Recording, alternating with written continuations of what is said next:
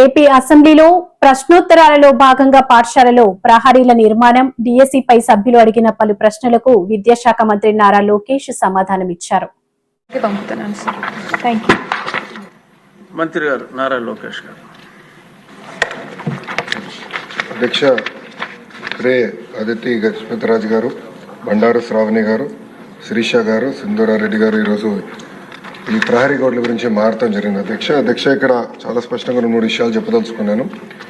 ఈ ప్రహరీ గోడలు మొత్తం పూర్తి చేయాలంటే దాదాపు 3,000 కోట్ల రూపాయలు రాష్ట్ర ఇప్పుడు అవసరం ఉంటుంది. అధ్యక్ష, ఇది కన్వర్జెన్స్ కింద, అంటే ఒక పక్కన ఉపాధి హామీ కింద, ఇంకో పక్కన మనబడి మన భవిష్యత్తు కింద కార్యక్రమం కింద దశల వారీగా చేపడతామని గౌరవ సభ్యులకు నేను తెలియజేస్తున్నాను. అధ్యక్ష మన అదితి గజపతిరాజు గారు చాలా స్పష్టంగా డ్రగ్స్ గురించి కూడా ప్రస్తావించడం జరిగింది. అధ్యక్ష, దాంట్లో ఇప్పుడు డ్రగ్స్ వద్దు బ్రో అన్న క్యాంపెయిన్ మన ప్రభుత్వం చేపడతాం జరిగింది. అధ్యక్ష, ఈగల్ అని పోలీసులు అధికారులతో ఒక సంస్థ ఏర్పాటు చేసి ప్రతి పాఠశాలలో కంపల్సరీగా ఈగల్ క్లబ్స్ అనేది ఏర్పాటు చేస్తాంతో పాటు విద్యార్థుల చైతన్యం తీసుకొస్తూ డ్రగ్స్కి ఎందుకు దూరం ఉండాలి, ఒక డ్రగ్స్ వల్ల వాళ్ళే కాదు ఒక తరం ఎట్లా నాశనం అవుతుంది అనేది చెప్పేదానికి కార్యక్రమాలు చేపడుతున్నాం. అధ్యక్ష, ఇది అన్ని పాఠశాలలకి కాలేజీలు కూడా మన ఇన్స్ట్రక్షన్స్ పాస్ చేసాం. అధ్యక్ష, ఇప్పుడు 10వ తరగతి అదేవిధంగా మనకి ఇంటర్ బోర్డ్ ఎగ్జామ్స్ ఉన్నాయి కనుక ఇది పూర్తయిన తర్వాత మళ్ళీ అది యాక్టివేట్ చేస్తామని గౌరవ సభ్యులు నేను తెలియజేస్తున్నాను. అధ్యక్ష, అంతేకాకుండా అధ్యక్ష, ప్రధానంగా మనం చూస్తే ఇన్ఫ్రాస్ట్రక్చర్ పైన కూడా గడిచిన పేరెంట్ టీచర్ మీటింగ్లో స్టార్ రేటింగ్ అనేది ఏర్పాటు చేశారు. అధ్యక్ష, ఒక పక్కన ఇన్ఫ్రాస్ట్రక్చర్ పైన, ఇంకో పక్కన ఎడ్యుకేషన్ అవుట్కమ్స్ పైన రెండింటిపైన ఏర్పాటు చేసి ఈరోజు కూడా నేను రివ్యూ చేసినప్పుడు ఏ పాఠశాలలో అయితే 1 స్టార్ 2 స్టార్లోనే అంటే బేసిక్ ఇన్ఫ్రాస్ట్రక్చర్ ఎక్కడైతే లేదో ముందల అదంతా అప్గ్రేడ్ చేయాల లక్ష్యంతో మన ప్రభుత్వం పనిచేస్తుందని గౌరవ సభ్యులు నేను తెలియజేస్తున్నాను. పెద్ద సభ్యులు అన్నట్టు leak proof buildings, basic benches, fresh paint of మన కోట్ ఆఫ్ పెయింట్, టాయిలెట్స్, తాగునీరు, బేసిక్స్ ముందర ఫోకస్ చేయాలనే లక్ష్యంతో మన ప్రభుత్వం ఈ కార్యక్రమం చేపడుతుందని గౌరవ సభ్యులు తెలియజేస్తున్నారు. అధ్యక్ష, ఈరోజు సాయంత్రం గౌరవ సభ్యులందరితో కూడా ఒక సమావేశం ఏర్పాటు చేసుకున్నారు. అధ్యక్ష, గత ప్రభుత్వం 117 జీవోని తీసుకొచ్చి ప్రభుత్వ విద్య పిల్లలకి, అది నిరుపేద కుటుంబాలకి దూరం చేసిన విషయం మనందరూ తెలిసిన విషయమే. గత ప్రభుత్వ చేతకాంతనం వల్ల ప్రభుత్వ పాఠశాలలో దాదాపు 12 లక్షల మంది విద్యార్థులు తగ్గిపోయారు. అధ్యక్ష, 12 లక్షల మంది విద్యార్థులు తగ్గిపోతాం జరిగింది. అధ్యక్ష, అందుకే దానికి ఒక ఆల్టర్నేటివ్ ఏర్పాటు చేయాలని దానిపైన ప్రజాప్రతినిధులతో చర్చించి అదేవిధంగా పక్కన సంఘాలతో కూడా ఒక రౌండ్ చర్చ జరిగింది. రుషికొండ బీచ్ ఫ్లూ ఫ్లాగ్ గుర్తింపును తాత్కాలికంగా రద్దు చేయడంపై భీమిలి ఎమ్మెల్యే గంటా శ్రీనివాసరావు అసెంబ్లీలో ప్రస్తావించారు. విశాఖకు ముఖ్యమైన ఐటీ, టూరిజంను అభివృద్ధి చేయాలని కోరారు. దానికి సంబంధించి ఆ గుర్తింపు ఉండడం వల్ల నేషనల్ లెవెల్లో, ఇంటర్నేషనల్ లెవెల్లో టూరిస్టులు అందరూ కూడా పెద్ద సంఖ్యలో ఆ బీచ్కి రావడం జరుగుతూ ఉంది. హాలిడేస్లో కానీ లేకపోతే ఏదైనా ఫెస్టివల్స్ టైంలో కానీ చూస్తే 70,000 నుంచి 1,00,000 దాకా టూరిస్టులు వస్తూ ఉన్నారు. అటువంటి బీచ్కి సంబంధించి నిన్న ఒక వార్త మనందరం ప్రముఖంగా చూసాము, టీవీల్లో, పేపర్లన్నింటిలో కూడా. దాని గుర్తింపుని తాత్కాలికంగా ఆ బ్లూ ఫ్లాగ్ ట్యాగ్ ఏదైతే ఉందో దాన్ని రద్దు చేసి దాన్ని అవేర్నెస్లో పెట్టారు. దానికి కారణాలు ఏంటనేది కూడా చెప్పడం జరిగింది. అధ్యక్ష, ఏదైతే ప్రధానంగా సెక్యూరిటీ కానీ, శానిటేషన్ కానీ, లేకపోతే అక్కడ పార్కింగ్ కానీ, లేకపోతే వాటర్ క్వాలిటీ కానీ, ఇతర పారామీటర్స్ ఏవైతే ఉన్నాయో అది ఒక డెన్మార్క్ ఇంటర్నేషనల్ సొసైటీ ఇచ్చే గుర్తింపు. అది ఆ పారామీటర్ సరిగా లేకపోవడం వల్ల ఆ గుర్తింపు తాత్కాలిక రద్దు చేస్తున్నట్టుగా చెప్పడం జరిగింది. ఇది అందరూ కూడా చాలా ఆందోళన కలిగించే అంశం. అధ్యక్ష, అయితే టూరిజం డిపార్ట్మెంట్ వెంటనే దాని మీద స్పందించి దాన్ని దిద్దుబాటుకి చర్యలు తీసుకుంటామని చెప్పారు. బట్ నేను ఒకటే మీ ద్వారా తెలియజేస్తుంది సభ్యులు ఏంటంటే, ఏదైతే ఇటువంటి చర్యలు జరిగినప్పుడు దిద్దుబాటు చర్యలు తీసుకొని దాన్ని సరిచేయడం కంటే కూడా అసలు ఎందుకు జరిగింది ఇది, ఎందుకంటే ఒకసారి ఆ మార్క్ వచ్చిందంటే అది ఇంటర్నేషనల్గా చాలా ఎఫెక్ట్ అవుతుందని రిప్యుటేషను. కాబట్టి అది ఎందుకు జరిగింది, దానికి బాధ్యులు ఎవరు, దానికి అకౌంటబిలిటీ ఎవరిది, దాని మీద యాక్షన్ కూడా తీసుకోవాలని కూడా రిక్వెస్ట్ చేస్తూ, ఒకసారి అది కానీ ఆ బ్లూ ఫ్లాగ్ గుర్తింపు కానీ పోయిందంటే ఇంటర్నేషనల్ టూరిస్టులు వచ్చే ముందు ఎక్కడెక్కడ బ్లూ ఫ్లాగ్ ఉంది, ఆ సేఫ్టీ ఎలా ఉంటుంది, అక్కడ తర్వాత వెహికల్స్ పార్కింగ్ ఏంటి, డ్రైనేజ్ ఏంటి, శానిటేషన్ ఏంటి, సీసీ కెమెరాలు ఉన్నాయా లేవా, ఇవన్నీ కూడా చూసుకొని అక్కడికి వస్తారు. అధ్యక్ష, కాబట్టి విశాఖపట్నానికి ఐటీ, టూరిజం రెండు కూడా చాలా ఇంపార్టెంట్ కాబట్టి ఆ టూరిజం మీద మనం ఫోకస్ పెట్టుకోవాలి. కాబట్టి వెంటనే దీన్ని తక్షణం స్పందించి మళ్ళీ రేపు ఒక 4-5 డేస్లో దాన్ని మళ్ళీ కమిటీ వస్తుందని చెప్తున్నారు. ఆ కమిటీ వచ్చే టయానికి అది కూడా రెక్టిఫై చేసి దాన్ని మళ్ళీ ఆ ఫ్లాగ్ వచ్చేట్టు చేయాలి. భవిష్యత్తులో ఇటువంటి రిపీట్ కాకుండా కూడా దానికి ఒక బెంచ్ మార్క్ ఉండే విధంగా ఒక పారామీటర్స్ కూడా ఫిక్స్ చేయాలని కోరుతున్నాను అధ్యక్ష. సమస్య చిన్నదైనప్పటికీ ఇంపాక్ట్ చాలా ఎక్కువ చెప్పబోతున్నా. అది సార్ట్అవుట్ చేయడానికి చాలా చిన్న సమస్య. అక్కడ సీసీ కెమెరాలు సరిగ్గా లేకపోవటం, అక్కడ సెక్యూరిటీ సరిగ్గా లేకపోవటం, ఇటువంటి కుక్కలన్నీ కూడా అక్కడికి రావటం, ఇటువంటివన్నీ కూడా ఆ టూరిజంని చాలా ఇంపాక్ట్ చేస్తాయి. కానీ అది కంట్రోల్ చేయడానికి తక్కువ ఖర్చు. సో ప్రభుత్వం దృష్టికి తీసుకొచ్చారు. అలాగే స్థానిక ఎమ్మెల్యేగా మీరు కూడా ఎక్కువ దృష్టి పెడితే ఆ ప్రాబ్లం ఇమీడియట్గా సార్ట్అవుట్ అవుతుంది. విఎం థామస్ గారు.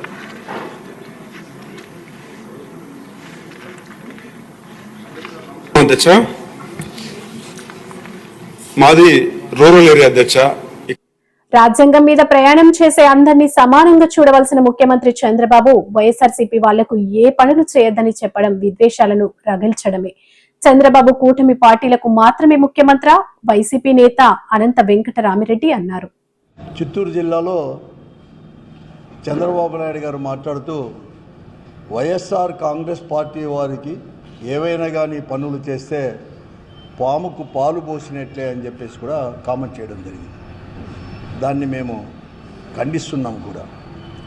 ఒక ముఖ్యమంత్రి హోదాలో ఉంటూ మరీ ముఖ్యంగా కూడా 42 సంవత్సరాల అనుభవం అని చెప్పుకునే ముఖ్యమంత్రి 14 సంవత్సరాల 9 నెలలు ముఖ్యమంత్రిగా పనిచేసి ప్రతిపక్ష పార్టీ హోదాలో కూడా పనిచేసి ప్రతిపక్ష నాయకుడిగా పనిచేసి అంత సుదీర్ఘమైన అనుభవం కలిగిన వాడు ప్రజాస్వామ్య పద్ధతిలో ఎన్నిక కాబడి ముఖ్యమంత్రిగా రాజ్యాంగబద్ధంగా కూడా ప్రమాణ స్వీకారం చేసి అటువంటి మాట్లాడడం అతనికి తగదు, వ్యక్తిగతంగా కూడా తగదు. దీన్ని మేము ఖండిస్తూ వెంటనే కూడా ఉపసంహరించుకోవాలని చెప్పేసి కూడా మేము డిమాండ్ కూడా చేస్తున్నాం. ఎందుకంటే ముఖ్యమంత్రిగా ఉన్నప్పుడు అందరికీ సమానంగా చూసుకోవాల్సిన అవసరం కూడా ఉంది.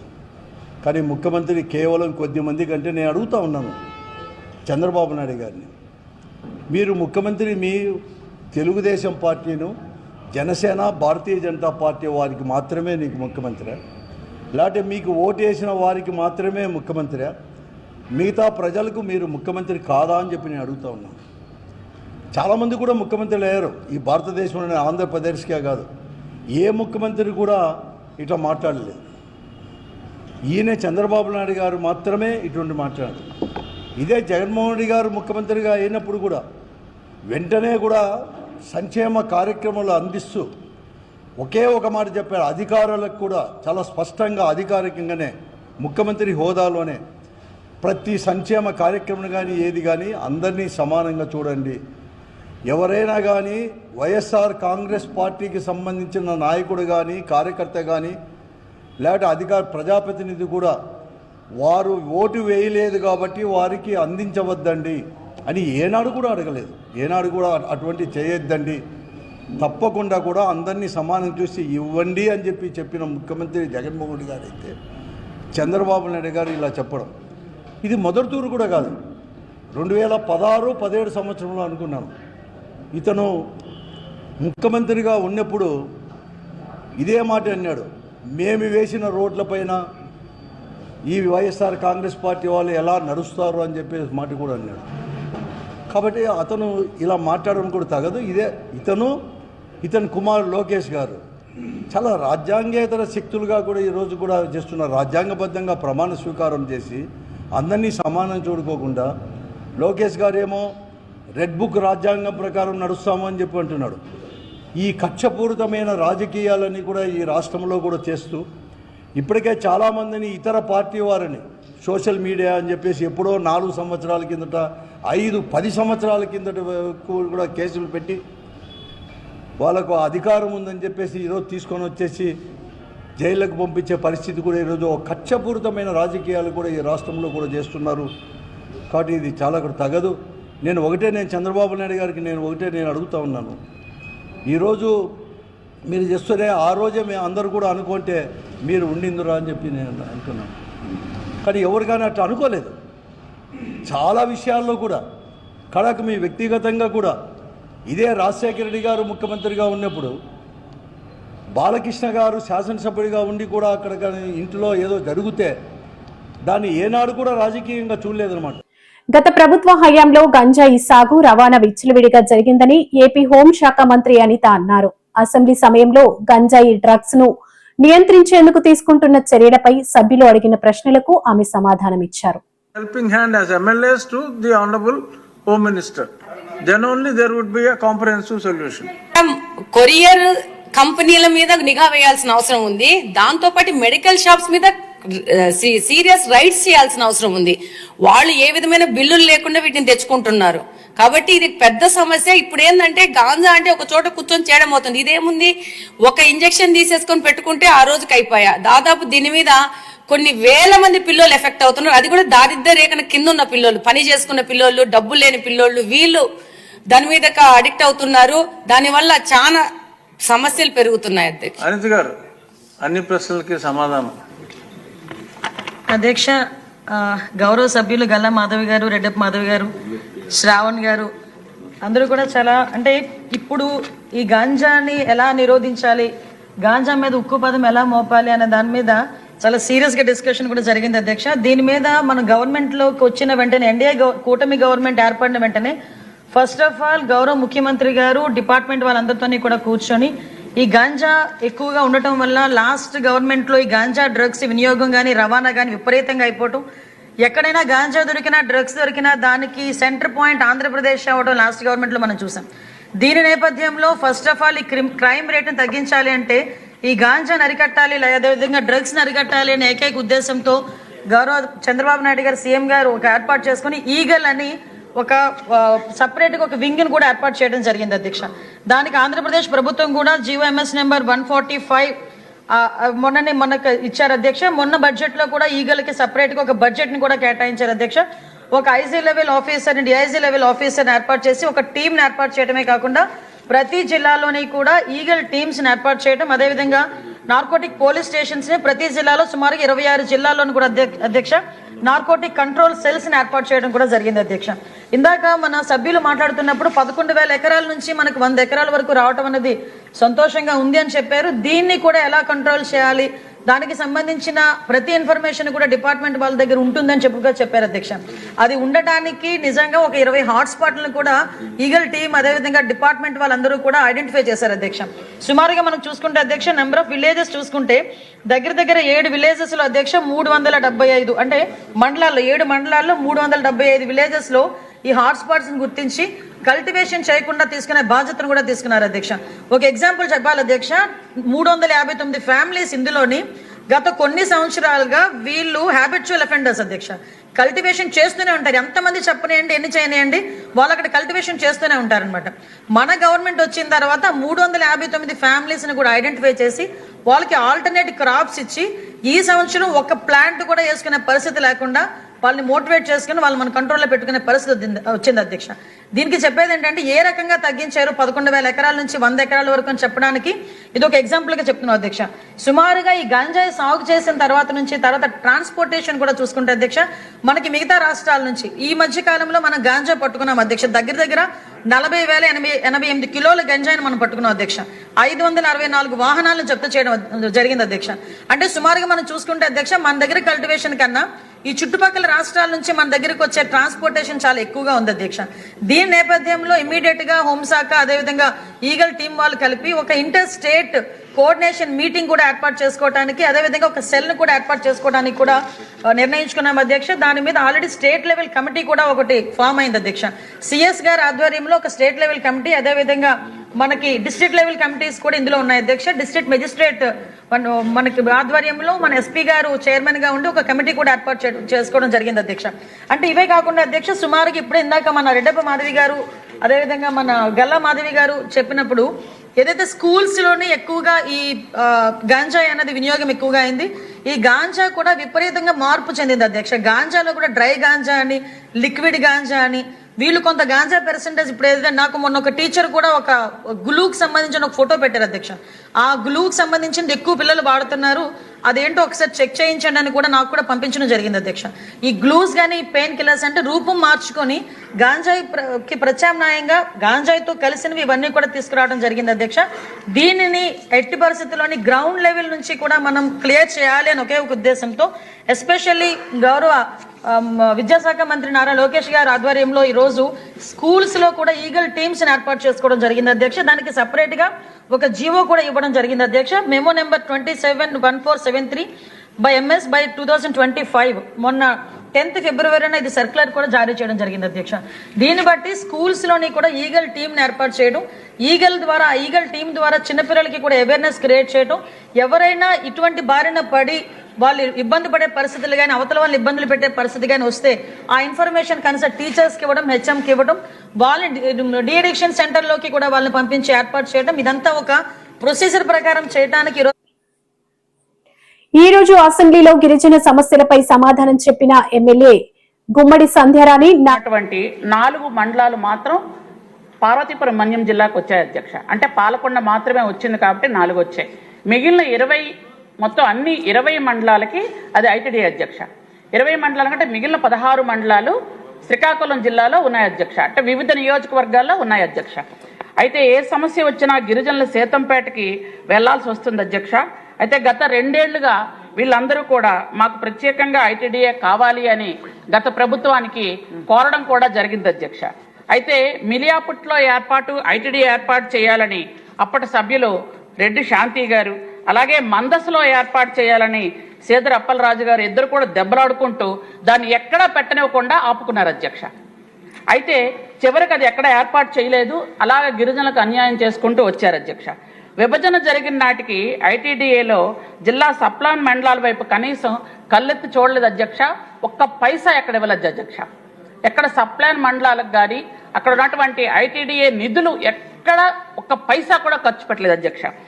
అలాగే గిరిజన గ్రామాలకు త్రాగునీరు కానీ రహదారి సౌకర్యాలు కానీ ఒక్కటి కూడా వైసీపీ ప్రభుత్వం ఏర్పాటు చేయలేదు అధ్యక్ష. సప్లాన్ నిధులను దారి మళ్లించి వివిధ కార్పొరేషన్లకు కేటాయించి గిరిజన సమస్యలు పరిష్కారం చేయలేదు అధ్యక్ష. కొండపైన ఉన్న గిరిజన గ్రామాలకు రహదారి సౌకర్యం పేరుతో కోట్ల రూపాయలు ఖర్చు చేస్తామని చూపించారు కానీ ఒక్కటి కూడా ఖర్చు చేయలేదు.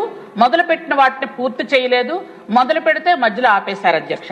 కూటమి ప్రభుత్వంపై అప్పుడు శ్రీకాకుళం జిల్లాలో ఉన్నటువంటి ఐటీఐ గురించి అందరూ కూడా ఆశలు పెంచుకున్నారు అధ్యక్ష. కానీ ఇప్పుడు మన ప్రభుత్వం వచ్చిన తర్వాత గౌరవ ముఖ్యమంత్రి చంద్రబాబు నాయుడు గారు ఈ ప్రతిపాదనని మన ఫైనాన్స్కి పంపించడం జరిగింది అధ్యక్ష. మిలియాపుట్లో ఐటీడీ ఏర్పాటు చేద్దామనే ఉద్దేశంతో మనం ప్రతిపాదన పంపించాం అధ్యక్ష. అయితే ఇప్పటికీ కూడా 20 మండలాలు ఏవైతే ఉన్నాయో సీతంపేటకు రావడం వెళ్ళడం జరుగుతుంది అధ్యక్ష. గౌరవ సభ్యులు ఆందోళన చెందిన విధంగా మిగిలిన 16 మండలాలని వదిలేలేదు అధ్యక్ష. వాళ్ళకి ఏ విషయం కావాలి అన్నా, ఎందుకంటే గౌరవ ముఖ్యమంత్రి చంద్రబాబు నాయుడు గారు వచ్చిన తర్వాతనే గిరిజనులకు రహదారి సౌకర్యాలు వస్తున్నాయి, సప్లాన్ నిధులు వస్తున్నాయి, అలాగే మనకి ట్రైకార్ లోన్లు వస్తున్నాయి అధ్యక్ష. అలాగే విద్యార్థులు ఎవరైతే ఉన్నారో ఐటీడీఏ స్కూల్స్ చదువుకున్న విద్యార్థులందరికీ కూడా స్కాలర్షిప్లు కానీ వాళ్ళకి వస్తున్నటువంటి అన్ని సౌకర్యాలు ఇప్పుడు వస్తున్నాయి అధ్యక్ష. కాబట్టి మన వాళ్ళందరూ కూడా ఇప్పుడు ఎవరైతే గౌరవ సభ్యులు అందరూ అడిగారో వాళ్ళందరికీ కూడా నేను ఒక విజ్ఞప్తి చేస్తున్నాను అధ్యక్ష. ఖచ్చితంగా మీ గిరిజన మండలాల్లో ఉన్నటువంటి గిరిజనుల్ని ఐటీడీఏకి ప్రజెంట్ సీతంపేట ఐటీడీఏకి పంపించండి. అక్కడ ఖచ్చితంగా అన్ని రకాలైనటువంటి రాష్ట్రంలో ఉన్నటువంటి గిరిజనులందరికీ ఏ విధంగా అయితే సౌకర్యాలు సేవలు జరుగుతున్నాయో అక్కడ కూడా చేస్తామని ప్రభుత్వం ద్వారా తెలియజేస్తున్నాను అధ్యక్ష. Thank you.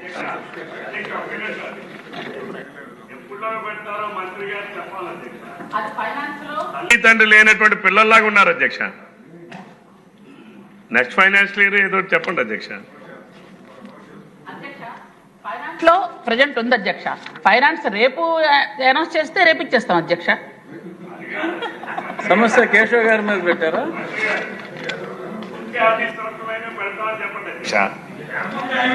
గౌరవ మంత్రి గారు నేను కోరేది కనీసం నెక్స్ట్ ఫైనాన్స్ చెప్పండి. సమాధానం ఏం చెప్పాలో కూడా మీరు చెప్పడం సమంజసం కాదు. నేను ఇమ్మని అడుగుతున్నాను అధ్యక్ష. Next finance year. Question number 506 మళ్ళీ గుమ్మడి సంజయ్ రాణి గారు. లోకేష్ ను నోరు అదుపులోకి పెట్టుకోపోతే రానున్న రోజుల్లో చంద్రబాబు తప్పకుండా తగిన మూల్యం చెల్లించుకుంటారని లక్ష్మీ పార్వతి తెలిపారు. చెట్టు చెడే కాలానికి కుక్క మూతి పిందెలు పుట్టినట్టుగా ప్రజాస్వామ్య వ్యవస్థలో ఈరోజు ఒక చీడ పురుగులు లాంటి వ్యక్తులు వచ్చారు. వాళ్ళ వల్ల మొత్తం కూడా విలువలన్నీ, రాజకీయాల్లో ఉండే విలువలు, సిద్ధాంతాలు, ఆశయాలు అన్నీ మట్టి కలిసిపోతున్నాయి. అతనికంటే ఘనుడు ఆచంట మల్లన్నని చంద్రబాబు నాయుడే సర్వం మొత్తం వ్యవస్థలను నాశనం చేశాడు అనుకుంటే, అతని కొడుకు ఇంకా ఘోరంగా ప్రవర్తిస్తూ రెడ్ బుక్ రాజ్యాంగాన్ని తీసుకొచ్చి రాష్ట్రంలో ఎంత అస్తవ్యస్తంగా అయిపోయిందంటే పరిపాలన అంతా కూడా ప్రజలు ప్రాణాలు అరిచేతుల్లో పెట్టుకొని బతుకుతున్నారు. ఎవరి తిండి లేదు, సరైన పండుగలు చేసుకోవటం లేదు.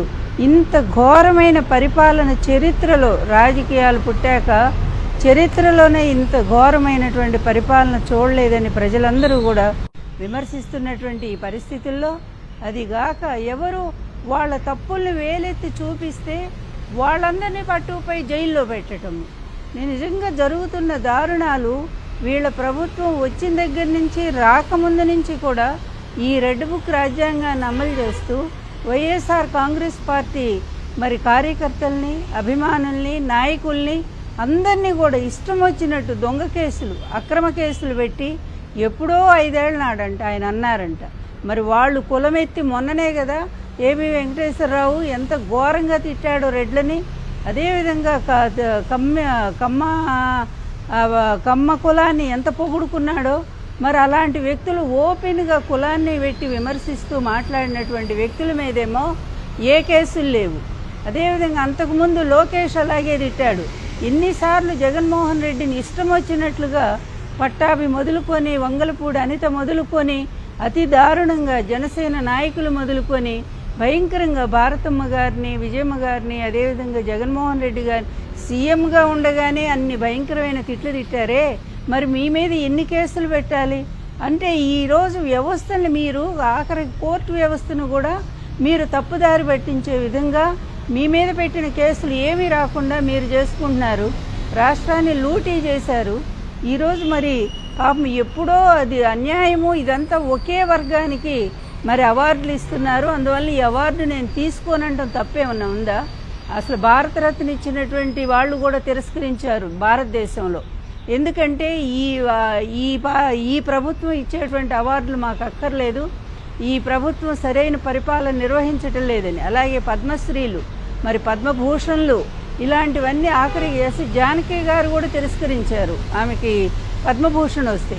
మరి అలాంటి వాళ్ళందరూ కూడా అదే మాట్లాడారు, సరిగ్గా ఈ ప్రభుత్వ వ్యవహారం సరిగ్గా లేదు కనుక మేము తిరస్కరిస్తున్నామని. ఆ విధంగానే పోసాని కృష్ణమురళి గారు కూడా తనకు వచ్చినటువంటి అవార్డుని తిరస్కరిస్తూ న్యాయంగా రాలేదు, ఈ ఒకే వర్గం ఈ విధంగా నిష్పక్షపాతంగా